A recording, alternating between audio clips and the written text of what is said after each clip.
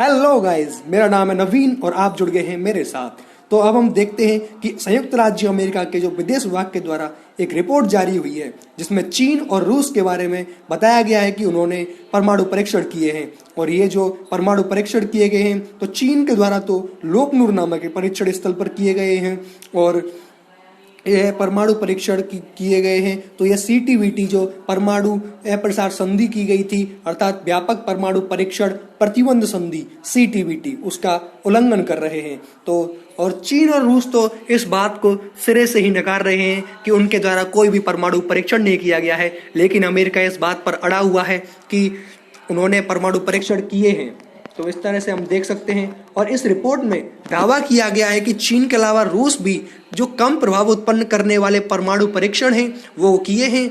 और इस प्रकार परमाणु परीक्षण में जो अंतर्निहित जो परमाणु परीक्षण में जिस शून्य प्रभाव की जो अवधारणा है उसका उल्लंघन किया गया है।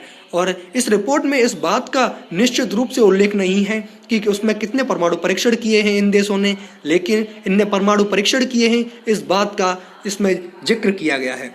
और रूस और चीन ने जो अमेरिका के दावों को खारिज कर दिया है, लेकिन यह रिपोर्ट प्रमुख परमाणु शक्तियों के बीच एक प्रतिद्वंदिता उत्पन्न कर रही है।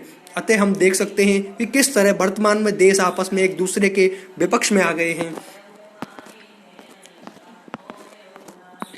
और ये जो अब हम शून्य प्रभाव है की अवधारणा है उसके बारे में अब जानेंगे। शून्य प्रभाव की जो अवधारणा है उस परमाणु परीक्षण को संदर्भित करती है जहां पर परमाणु हथियारों के कारण कोई विस्फोटक अभिक्रिया श्रृंखला प्रारंभ नहीं होती है। तो हम देख सकते हैं कि जहां पर कोई विस्फोटक अभिक्रिया श्रृंखला प्रारंभ नहीं होती है, जहां पर अभिक्रियाओं की कोई श्रृंखला उत्पन्न नहीं होती है, उस परमाणु परीक्षण को संदर्भित करती है। लेकिन यह सुपर क्रिटिकल हाइड्रोन्यूक्लियर टेस्ट उसके ही प्रतिबंध की बात करती है।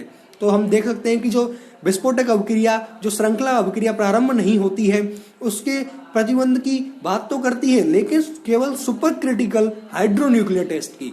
तो यहाँ पर और एक जो सब क्रिटिकल हाइड्रोडायनेमिक न्यूक्लियर टेस्ट जो किए जाते हैं उनके बारे में कोई प्रतिबंध नहीं लगाया जाता है इस जो शून्य प्रभाव में। तो यह शून्य प्रभाव की जो अवधारणा है उसके बारे में हमने अभी जाना है। लेकिन जो वर्तमान में इस बात से इस उल्लेख मिलता है इस रिपोर्ट से कि वर्तमान में जो परमाणु परीक्षण किए गए हैं उसका क्या महत्व होगा आने वाले समय में, क्योंकि अमेरिका चीन के साथ विपक्ष में आ गया है। और यह देख सकते हैं कि 1950 के दशक में परमाणु हथियारों की दौड़ जो प्रारंभ हुई थी वो अब वर्तमान समय में और तेज हो गई है और चीन भी और रूस भी इस परमाणु परीक्षण करके इस दौड़ में और आगे निकलने की कोशिश कर रहे हैं। अतः आज के लिए सिर्फ इतना ही, फिर आगे मिलते हैं।